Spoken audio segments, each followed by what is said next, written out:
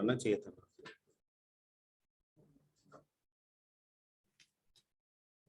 ठीक है, मान लीजिए कि ट्राई हम कर रहे हैं, एक एन ले रहे हैं, सॉरी एक ए ले रहे हैं, यहाँ ध्यान दीजिए।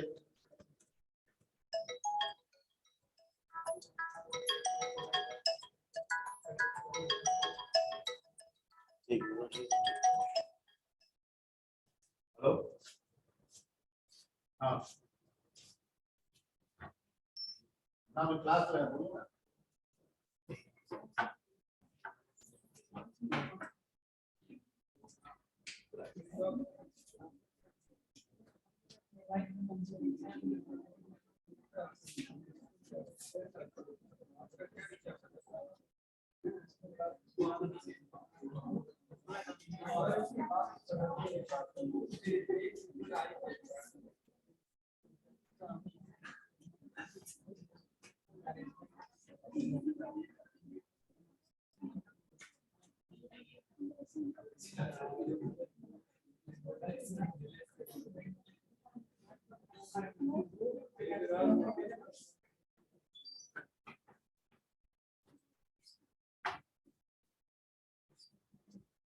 हाँ जी, तो इसमें जैसे वो हम लोग पुराना वाला ही एक प्रोग्राम लिखते हैं, कुछ नयापन देके।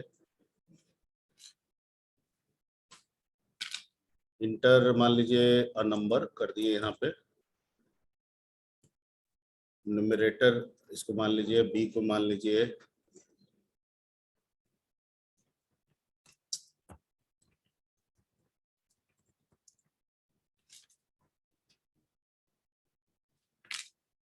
इसमें भी ये नंबर ही डाल देते हैं। ठीक है, क्लियर। यहाँ पे हम दो पॉसिबिलिटीज सोचते हैं, एक जीरो डिवीजन एरर और एक वैल्यू एरर, दोनों एक साथ सोचते हैं कि ऐसा हो सकता है। ठीक है, अब यहां पे हम क्या करेंगे, प्रिंट में लिखेंगे, जब हम प्रिंट और यहां पे क्या देंगे, ए बाई, ये ना करेंगे। ठीक है, तो हो सकता है कि ए में एंट्री करते वक्त ही गलती हो जाए, देना नंबर है, दे दिए एबीसी, वैल्यू एरर। ठीक है, और अगर वो सही है तो डिवीजन करते समय हमने बी में 0 डाल दिया है, तो भाई ए में 0 से डिवाइड कीजिएगा तो वो एरर आ जाएगा। अब टेक्निकली आप क्या कीजिएगा कि सर अगर ये ट्राई लिख रहे हैं तो आपको दो एक्सेप्ट लिखना होगा। दो तरह का पॉसिबिलिटीज है इसमें, एक क्या पॉसिबिलिटीज है, जीरो डिवीजन एरर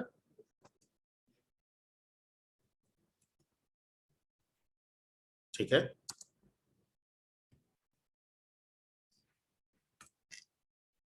ब्रैकेट से तो हमको नहीं लग रहा है कोई खास फर्क पड़ना चाहिए, नहीं ले रहा था।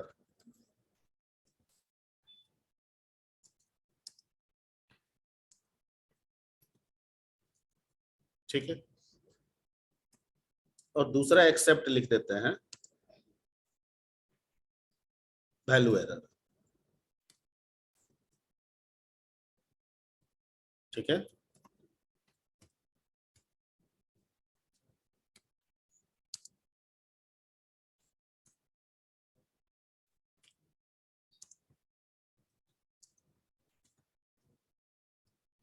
ठीक है, ये दोनों पॉसिबिलिटीज है।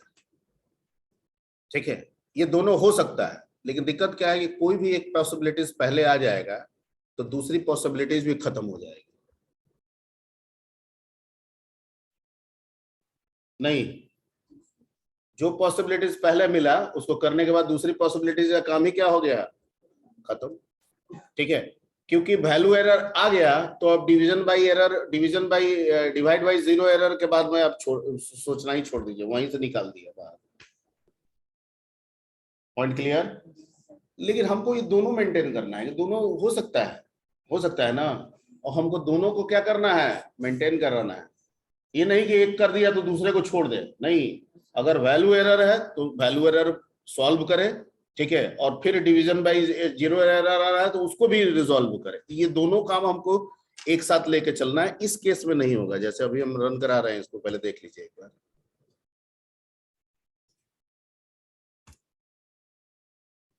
मान लीजिए कि हम यहाँ एबीसी दे दिए,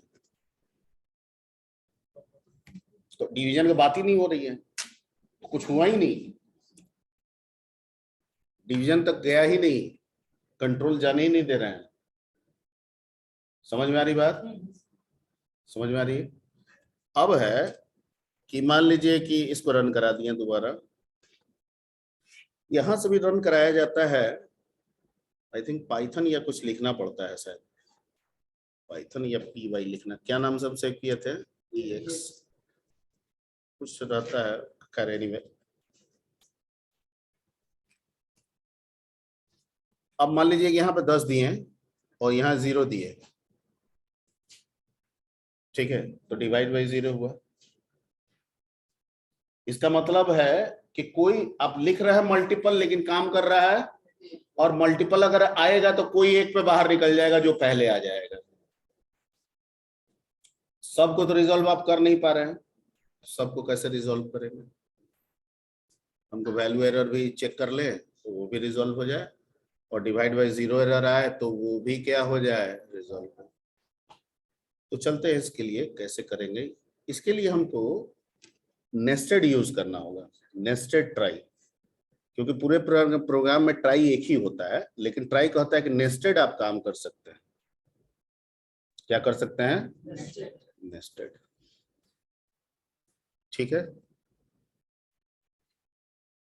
क्लियर कि क्लियर नहीं? क्लियर नहीं। नेस्टेड का मतलब क्या? ना, नहीं होगा, एरर हो जाता है। पूरे प्रोग्राम में ट्राई ब्लॉक कितनी बार होगी? एक बार। ठीक है, एक्सेप्ट आप 10 बार लिखिए, कोई प्रॉब्लम नहीं है। ट्राई ब्लॉक कितना बार लिखना है? लेकिन ट्राई ये कहता है कि मेरे अंदर दूसरा ट्राई हो सकता है, वो ट्राई कहता है कि मेरे अंदर तीसरा ट्राई हो सकता है, वो ट्राई कहता है कि मेरे अंदर चौथा ट्राई हो सकता है, ये हो सकता है। ठीक है, पॉइंट क्लियर कि नहीं क्लियर? तो हम लोग एक काम करते हैं,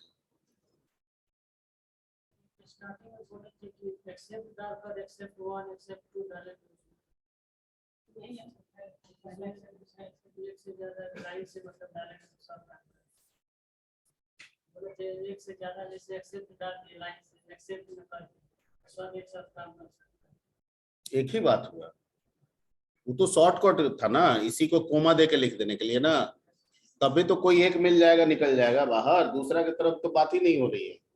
हम यहाँ क्या कह रहे हैं कि नहीं, जहाँ वैल्यू एरर है वैल्यू एरर को भी चेक करें, और जहाँ डिवीजन एरर है डिवीजन एरर को भी चेक करें, हम ये चाह रहे हैं। ठीक है, ठीक नहीं है? पहला एरर आएगा उसको रिजॉल्व कराएंगे, और उसके बाद दूसरा एरर आएगा तो उसको भी रिजॉल्व कराएंगे, उसी में सब एक ही में होगा। देखिए ना, पहले वो नहीं बाहर निकलेगा, लेकिन कुछ ऐसा कंसेप्ट हम लगाएंगे कि दोनों को हम चेक कर पाए, वही तो समझना है। जैसे वैल्यू एरर आ गया तो डिवीजन एरर तक तो जाने की बात ही नहीं हो रही है ना, हम कह रहे हैं वैल्यू एरर आए ठीक कर लो, ठीक है, अब फिर तुम चाहो किसके पास? डिवीजन के पास जाओ। क्लियर? Not clear?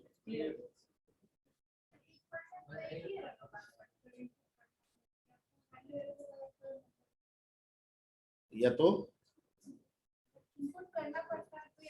नहीं, एट ए टाइम तो एक होगा, लेकिन एक प्रोग्राम में पूरे एग्जीक्यूशन के दौरान तो एक से ज्यादा हो सकता है ना। इसमें इस पूरे एग्जीक्यूशन के दौरान हमको जो दिख रहा है वो दो बातें हो सकती है, मैंने शुरू में ही बताया, एक वैल्यू एरर हो सकता है और एक जीरो डिवीजन एरर हो सकता है ना।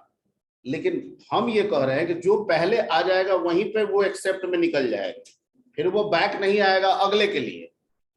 और मैं कह रहा हूं कि कुछ ऐसा कीजिए कि पहला जब पकड़ में आ जाए, ठीक है, तो दूसरे की तरफ बढ़े।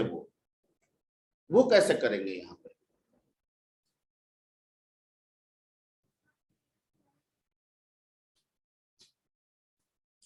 अरे अभी तो वैल्यू एरर आ गया ना जी तुम्हारे पास, वैल्यू एरर में अब डिवाइड करना है, प्रोग्राम तो डिवाइड के लिए बना है ना, डिवाइड कैसे करे बताओ तुम? तो पहले तो वैल्यू एरर को रिजॉल्व करना होगा, ठीक है, वैल्यू ठीक करना होगा, और जब वैल्यू ठीक हो जाएगा तो फिर किसके तरफ जाना होगा, डिवाइड की तरफ जाना होगा। वही तो मैं समझा रहा हूं, तब ना जो दूसरा एरर जनरेट होगा। वैल्यू ठीक कर लिए, लेकिन अब वैल्यू एंट्री में हम दे दिए, एक में 10 और एक में दे दिए 0, तो अब क्या जनरेट हो गया, 0 डिवीजन एरर। अब वो कहेगा कि ये गलत है, इसको ठीक करो, वो भी ठीक किए तो परफेक्ट हमको आउटपुट मिल गया। हम वैसा प्लानिंग कर रहे हैं, क्लियर। तो इसको कैसे किया जाएगा, ये दिमाग दौड़ाया जाए।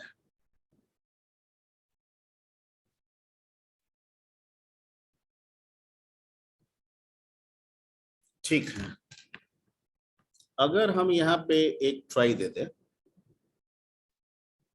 ठीक, इसको हटा देते हैं,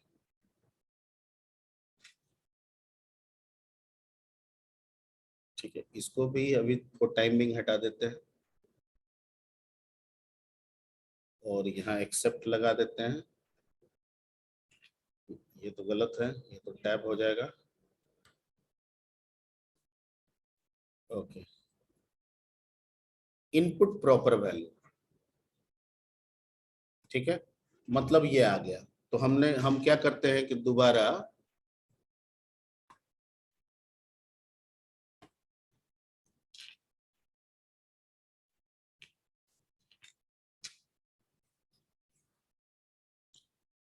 इसको समझिए। पहले क्या किए, ट्राई में आया, 2 नंबर मांगा, आपने कोई भी गड़बड़ किया, तो अब हमको थोड़ी पता है कि ए में गड़बड़ हुआ कि बी में गड़बड़ हुआ, वैल्यू एरर तो दोनों में किसी से हो सकता है।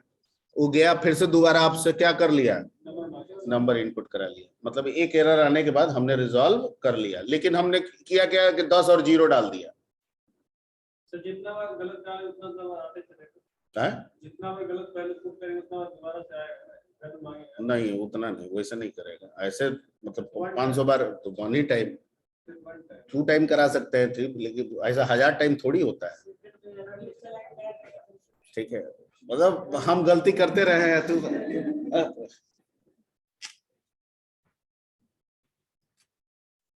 वैसे दिमाग लगाया जा सकता है उस पर भी, लेकिन उतना दिमाग मत चलाइए, ठीक। यहाँ पे सॉल्व हो गया। अब यहाँ पे आते हैं, प्रिंट लिखते हैं ए बाई क्या बी, और यहाँ पे फिर से हम डालते हैं एक्सेप्ट, क्या था,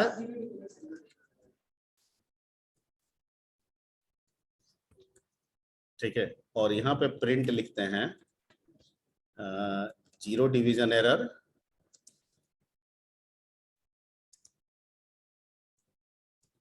और अगर हमको ठीक करना है तो बी का वैल्यू फिर से मांग लेते हैं,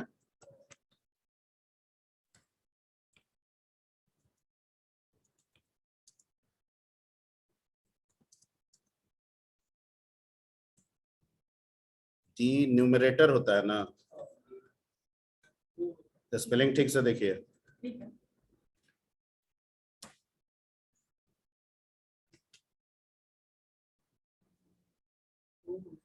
हाँ तो ठीक है, बोलिए जो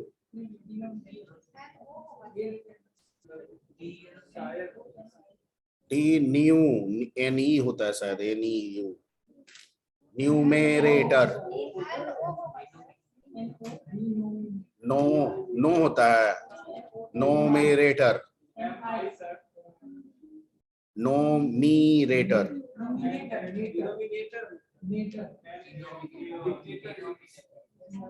नेटर,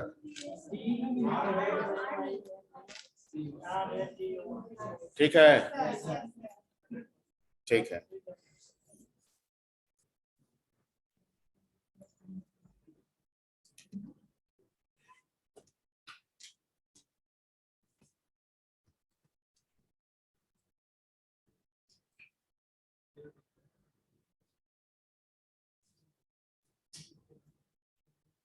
ठीक है।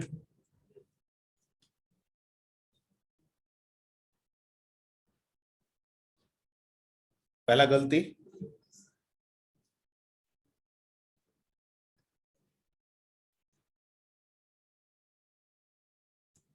दूसरा गलती,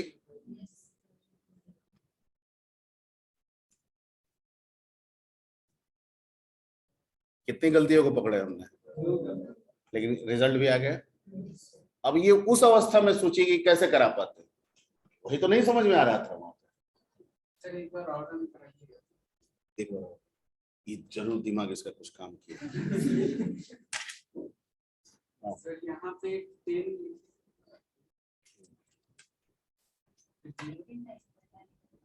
10 तो पहला खत्म। तो सर तो ओहो, हम तो क्या बोले हैं, हम दोनों कराना चाहते हैं। नहीं वो दिख रहा था कि जीरो का डायरेक्ट पहली बार। अरे तो अब तो प्रॉपर डाल दिए तो पहला का कट, जीरो डाल दिए मतलब पहला वैल्यू एरर कट, उसका अब बात ही नहीं हो रहा है। अरे वो तो है लेकिन उसका कट हो गया, वो तो आ ही नहीं रहा है आपके प्रोग्राम। अब तो एक ही एरर की बात हो रही है, और वो हो रही है सर यहाँ पे 0 डिवीजन एरर आएगा तो फिर उसके बाद नहीं आएगा। कहाँ नहीं आएगा, देखिए ना आया, यहाँ दे दिए। नहीं तो फिर तो वो तो फिर उसका हो गया, ये तो फिर वो कीजिए उसमें उस तरह उस टाइप का, फिर उसमें भी ट्राई लगाइए। वो तो हम बोल ही रहे हैं कि ट्राई के अंदर जरूरत पड़ने पे आप क्या लगा सकते हैं, ट्राई लगा सकते हैं, वो आप कर सकते हैं। आप एक्सेप्ट के अंदर भी ट्राई लगा सकते हैं, ठीक है। तो अब उतना वो सब बाद में कर लीजिएगा, अभी तैयारी कर लीजिए एग्जाम का पहले, ठीक है। तो ये हुआ एक तरीका हो गया जिसमें आप एक साथ किसी प्रोग्राम में मल्टीपल एक्सेप्शंस जो आ रहे हैं उनको हम हैंडल कर सकते हैं। तो ये आप लिख लीजिए, अगर क्वेश्चन पूछेगा कि एक ऐसा प्रोग्राम बनाइए जो मल्टीपल एक्सेप्शन को करे, तो यही वाला डाल दीजिएगा, ठीक है। Solving multiple exceptions.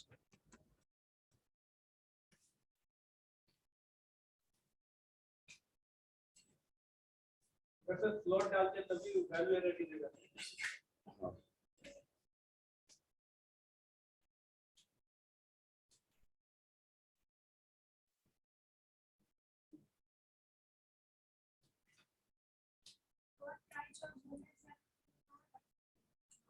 जैसे ये कह रहा है कि जीरो डिवीजन में गए, अब वैल्यू वहां पे मांगा, अब कह दिए वहां पे भी ABC डाल दिए, तो फिर तो यहाँ लगाई है, यहाँ क्या लगाई है,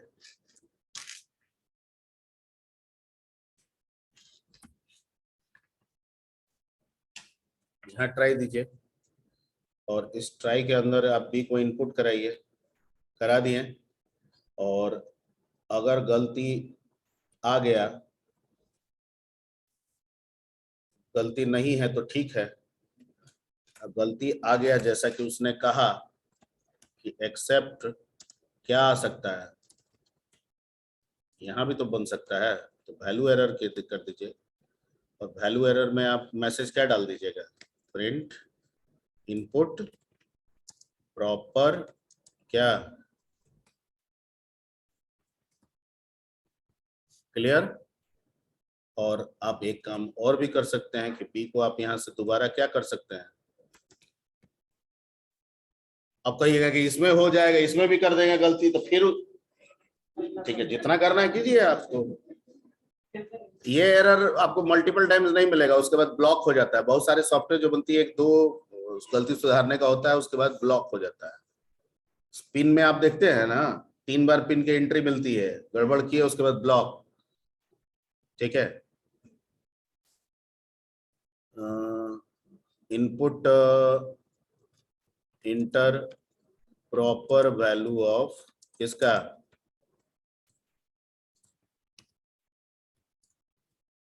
ठीक है, और फिर कर देंगे प्रिंट क्या, ये भाई I think everything is okay. इसका क्वेश्चन है कि सब चीज ठीक है, जीरो डिवीजन में एरर में जाए, और हमसे B का वैल्यू मांगे, हम दोबारा ABC कर दें तो वैल्यू एरर में जाए, फिर कहे प्रॉपर वैल्यू हम इस बार ठीक डाल दें तो हमको रिजल्ट दिखा दें। ये इसका क्वेश्चन है।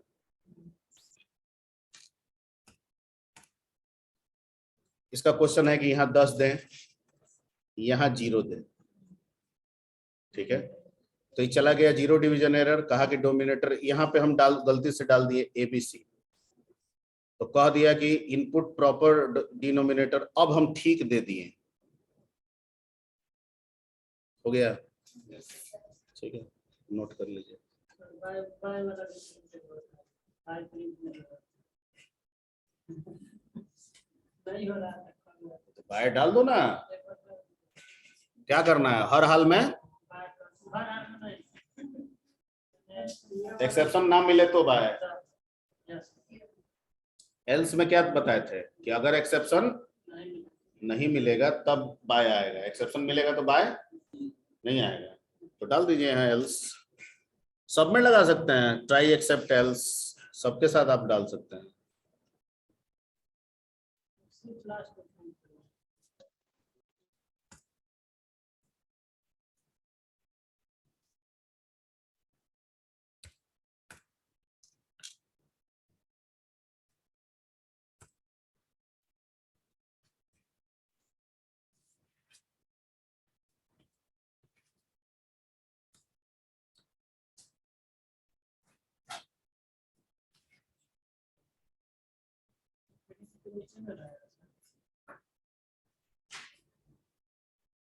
उसको क्यों करोगे, तो बाहर है ना जी।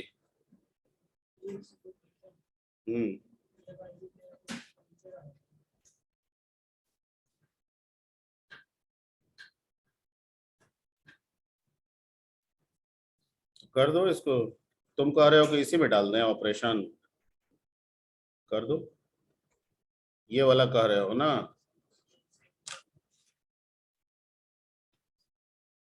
पुराना वाला तो तुम गड़बड़ा दिए, पहले ये सब लिख लेता तब ना करते R&D। कंट्रोल जेड करें, पहले पुराना वाला लिख लो, अभी पुराना वाला पहले लिखो इसको।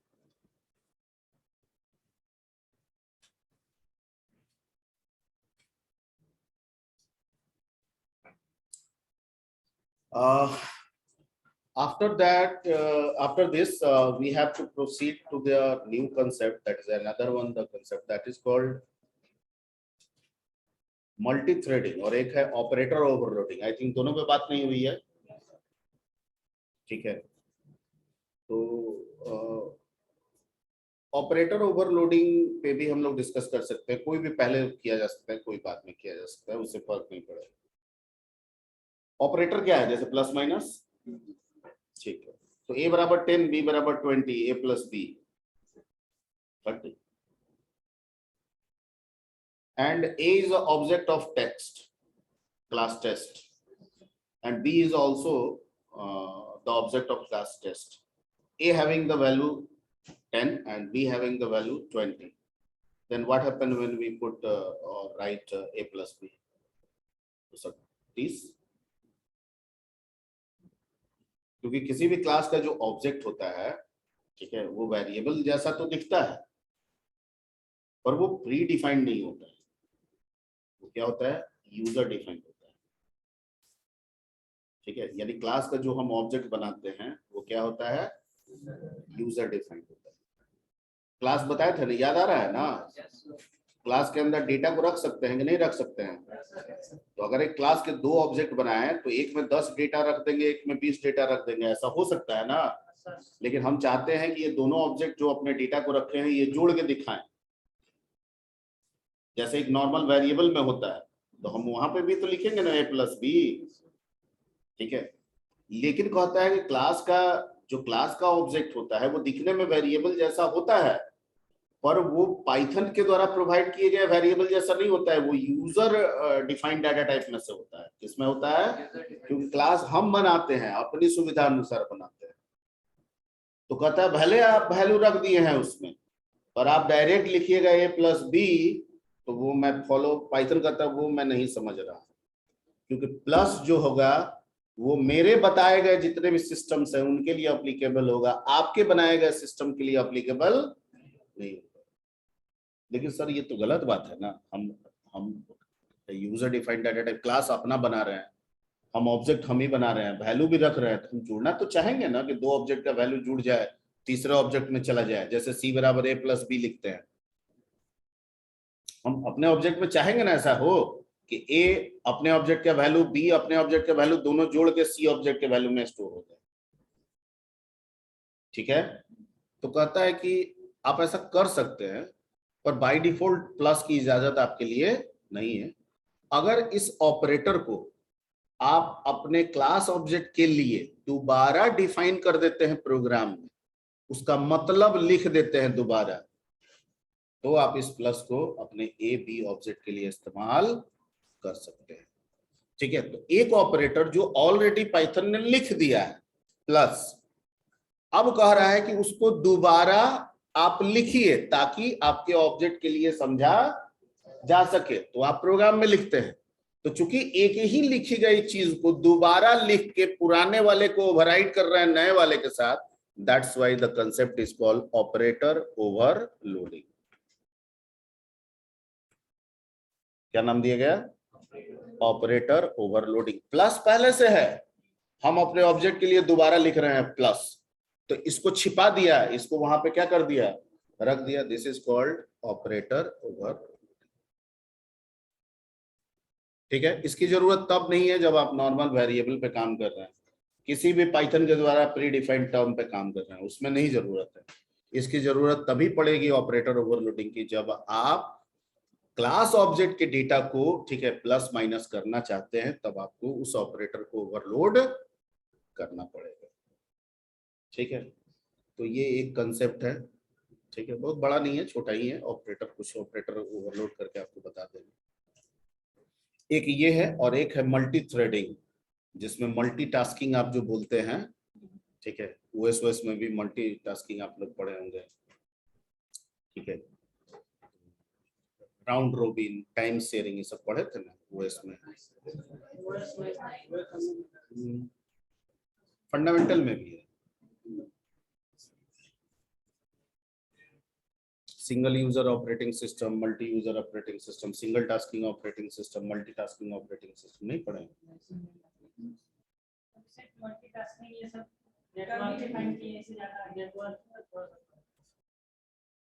आप फंडामेंटल पढ़े हैं, खत्म हो गया है? तो आप operating system, what is operating system, function of operating system, types of operating system नहीं पढ़े हैं? Single user, multi user, real time operating system, distributed operating system.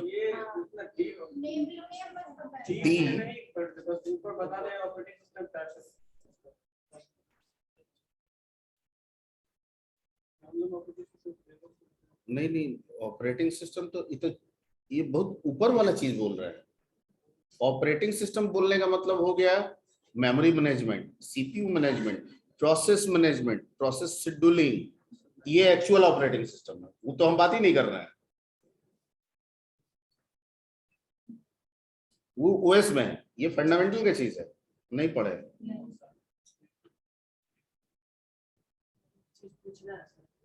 Class में कोई हम लोग क्लास बनाते हैं, मॉड्यूल में जैसे फंक्शन हम लोग यूज कर लेते हैं किसी भी प्रोग्राम में, क्लास भी यूज कर सकते हैं। क्लास में कर सकते हाँ, हैं क्लास बना के उसमें डाल दीजिए मॉड्यूल में, और उस क्लास का ऑब्जेक्ट बना लीजिए, यूज कीजिए। हाँ, मॉड्यूल सिर्फ फंक्शन का ही कॉम्बिनेशन थोड़ी है, फंक्शन और क्लास दोनों का हो सकता है। क्लियर? तो खैर ये सब देख लीजिएगा थोड़ा। Distributed operating system, real time operating system question आता है, पढ़ लीजिएगा। अगर नहीं भी पढ़े हैं तो कहीं से भी पढ़ लीजिएगा, आई थिंक पढ़ने से भी समझ में आ जाएगा। तो खैर टास्किंग पे हमको डिस्कस करना होगा। डॉस आप लोग में से कोई किया है? डॉस नहीं यूज किया? अच्छा, विंडो में सीएमडी कमांड यूज करते हैं कोई?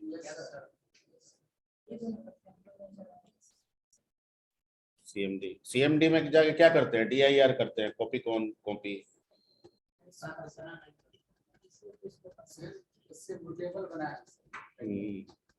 अच्छा, बूटेबल में मान लेते हैं कमांड जो लिखते हैं, एक बार में 4 कमांड लिख सकते हैं। एक बार में एक कमांड, जब वो खत्म होगा तो दूसरा कमांड, वो खत्म होगा तो तीसरा कमांड। तो काम कैसे हो रहा है? एक साथ सब हो रहा है कि एक एक करके हो रहा है? तो इसको क्या कहते हैं? इसको कहते हैं सिंगल टास्किंग। यानी अगर डॉस इन्वायरमेंट में रहे और सोचे कि गाना सुने और टाइप भी करे तो नहीं होगा। कहेगा कि या तो टाइप कर लीजिए तो उसके बाद गाना सुनाएंगे, या गाना सुन लीजिए तब टाइप करने जैसे दें। कीबोर्ड फोन में होता है, एक बार में की कर। लेकिन अभी हम जो लैपटॉप पे विंडो पे जो हम लोग काम करते हैं, तो अभी गाना हेडफोन लगा ले, गाना सुनते रहे, टाइप करते रहे, होता है ना। मोबाइल में भी करते हैं, एंड्रॉयड में। एवरीबॉडी इसको बोलते हैं मल्टीटास्किंग। क्या बोलते हैं? मल्टीटास्किंग। ठीक है, ऑपरेटिंग सिस्टम मल्टीटास्किंग है, इसलिए आपका हार्डवेयर भी मल्टीटास्किंग। क्लियर? ओके। हमारे प्रोग्रामिंग में भी ये मल्टीटास्किंग होती है। हर लैंग्वेज सपोर्टेड हो जरूरी नहीं है। सी में आपका ये जो मल्टी थ्रेडिंग का जो कंसेप्ट है वो नहीं है, सी प्लस प्लस में भी नहीं है, लेकिन पाइथन में है, जावा में है। ठीक है, तो इस तरह के लैंग्वेजेस को यूज करके हम मल्टीमीडिया जैसे कंसेप्ट बना सकते हैं। You know multimedia, what is multimedia? Photos भी हो, अच्छा, जूम कैसे काम करता है? आप लोगों ने कभी जूम जब हम एंड करते हैं, तो जैसे एंड करते हैं वो लिखता है कि रिकॉर्डिंग हो रहा है, लिखता है ना, कुछ आता है, तुरंत एक आ जाता है। क्या उसके पहले अभी जो कर रहे हैं ये रिकॉर्ड होकर सेव नहीं हो रहा है? तो वो फिर क्यों आता है? टाइम लगाता है 5-7 मिनट, और तब जाके प्रॉपर फाइल बनता है। जूम कन्वर्ट करता है। ठीक ठीक, कन्वर्ट करता है, बिल्कुल सही सवाल। क्यों कन्वर्ट करता है, कभी सोचा है?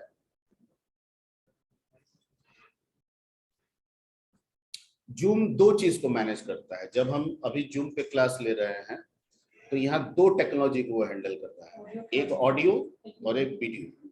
ये दोनों टेक्नोलॉजी अलग अलग है। ऑडियो कैचिंग की टेक्नोलॉजी अलग है, वीडियो कैचिंग की टेक्नोलॉजी अलग है। सेम टेक्नोलॉजी में नहीं है दोनों, लेकिन मल्टीमीडिया तभी होगा जब दोनों क्या होंगे? मिलेंगे। क्या होंगे? मिलेंगे।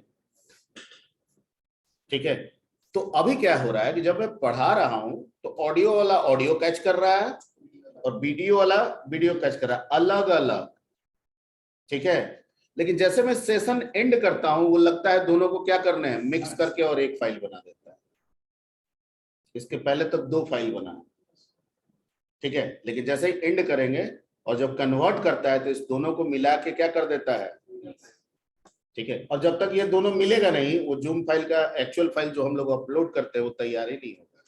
जाकर देखिएगा डायरेक्टरी में दो ठो लिखेगा, डू नॉट कन्वर्टेड, दो फाइल बना रहेगा, एक ऑडियो का, एक वीडियो। कभी कभी जैसे आगे पीछे हो जाता है, जैसे बाद में बोलता है वो तो आगे पीछे हो जाता है ऐसे। नहीं, वो बहुत सारे वजह से हो सकता है। अगर आपका, देखिए, किसी भी चीज करने में हार्डवेयर का रोल होता है। ठीक है, अगर हम आज के कंसेप्ट में, आज के हार्डवेयर के अनुसार कोई मल्टीमीडिया बनाते हैं और इसको किसी पुराना सिस्टम में रख देंगे, तो वो दोनों को को रिलेट करने में, ठीक है, मतलब जो टाइम गैपिंग है उसको बढ़ा देगा या घटा देगा। ठीक है, तो या तो आपको लगेगा कि लिपसिंग स्लो हो रहा है, या आपको लगेगा लिपसिंग क्या हो रहा है, फास्ट। ठीक है, आप रिफ्रेश रेट वाला कॉन्सेप्ट देखिए ना मोबाइल में, 60 हर्ट्ज, 90 और 120। ठीक है, आप 60 में देखते हैं, उसमें आप स्क्रॉल कीजिए और 120 हर्ट्ज में स्क्रॉल कीजिए, आपको दोनों में पता चल जाएगा। ठीक है, ओके। तो ऐसा नहीं है, हम लोग जो बोलते हैं, जो हमारी लिपसिंग होती है, मूवमेंट, और जो आवाज निकल रहा है वोकल कॉर्ड से, उसमें भी फर्क है। ठीक है, सेम टाइम पे नहीं है, दोनों फर्क है, गैपिंग है, टाइम गैप है उसमें, लेकिन वो इतना कम है, ठीक है, कि हमारी आंख जो देख रही है वो पकड़, और हमें लग रहा है दोनों चीज एट द सेम मोमेंट हो रहा है। यही चीज मल्टीटास्किंग में भी होता है। ठीक है, दो अलग अलग चीज सेपरेटली काम कर रहे हैं। ऑडियो अपना काम करा रहा है, वीडियो अपना काम करा रहा है। ठीक है, एक टाइम ले लेके, ठीक है, एक सर्टेन टाइम ले, ये टाइम ड्यूरेशन इतना कम है, हम पकड़ नहीं पा रहे। 1/100 second, 1/1000 second, 1/1000 second audio, 1/1000 second video, 1/1000 second audio, 1/1000 second video. अब हमारा आंख पकड़ ही नहीं पा रहा है इतना कम इंटरवल। हमको लग रहा है सब चीज एक साथ हो रहा है। नहीं, बुक, फेसबुक वगैरह, सोशल मीडिया पे कॉपी लिखा रहता है, उसमें घोड़ा रनिंग का तस्वीर बना रहता है, ऐसे जब स्क्रॉल करता है तो लगता है कि उस बुक पे ही, उस कॉपी में ही घोड़ा क्या हो रहा है, दौड़ रहा है। ठीक है, तो हमारा अब ये सब आइज के अनुसार है। अगर एक सर्टेन मोमेंट को हमारे आंख में 1 सेकंड के अंदर मिनिमम 16 फ्रेम गुजार दिया जाए तो हमको चीजें लगती हैं, ठीक है, कि मूव हो रही है, हालांकि वो मूव नहीं हो, सब स्टिल पिक्चर है। ठीक है, अभी तो डिजिटल फिल्म हो गया, पहले रील आता था। ठीक है, उसमें देखिएगा तो मान लीजिए कि आर्म्स उठाए हुए है तो वो उसी का 16 फ्रेम बना होगा। ठीक है, मतलब इतना दिखाने के लिए 16 फ्रेम है, इतना करने के लिए 16 फ्रेम है, 16 फ्रेम है, 16 फ्रेम है, 16 फ्रेम है, 16 फ्रेम है। ठीक है, और ये सब 1 सेकंड में गुजर रहा है और आपको लग रहा है कि वो सही में क्या कर रहा है, एनिमेट कर। ठीक है, और जितने ड्यूरेशन इसमें लग रहा है उसी ड्यूरेशन में उतना जो साउंड है उसको भी इसमें क्या कर दिया जा रहा है, सप्लाई कर दिया जा रहा है। अब ये बहुत चीज ग्राफिक्स में चले गए आप, ये आपको 5th में पढ़ना है, कंप्यूटर ग्राफिक्स, वो सब कॉलेज की जिम्मेवारी है, कॉलेज पे छोड़ दीजिए। चलिए आज के लिए ये इतना काफी है। नेक्स्ट क्लास में we will discuss about operator overloading, पहले वही कर लेंगे, फिर मल्टीटास्किंग, यही है। ठीक है, क्वेश्चन बैंक देखते रहिएगा। सर एक बार डेसिमल का बता दीजिए, काउंटिंग कैसे करेंगे, जो नंबर डेसिमल में होगा, जो नंबर अभी पहले झट से पहले सब खींच लीजिए, उसके बाद लास्ट में पूछिएगा, लास्ट में आपको पूरा मौका देंगे, जितना पूछना है पूछ सकते हैं, वो सब लास्ट में आपको पूरा मौका देंगे। अभी खत्म करने वाला चीज है, विंडो में अभी थोड़ा टाइम लगेगा, आपको एकदम नया इन्वायरमेंट में आइएगा तो वो समझाना पड़ेगा, तो पहले अभी इसको खत्म कीजिए। और आप खुशकिस्मत है कि आपकी तो सिलेबस खत्म हो गई, वो बच्चा को समझिए कि क्या होगा। कितना था कि आप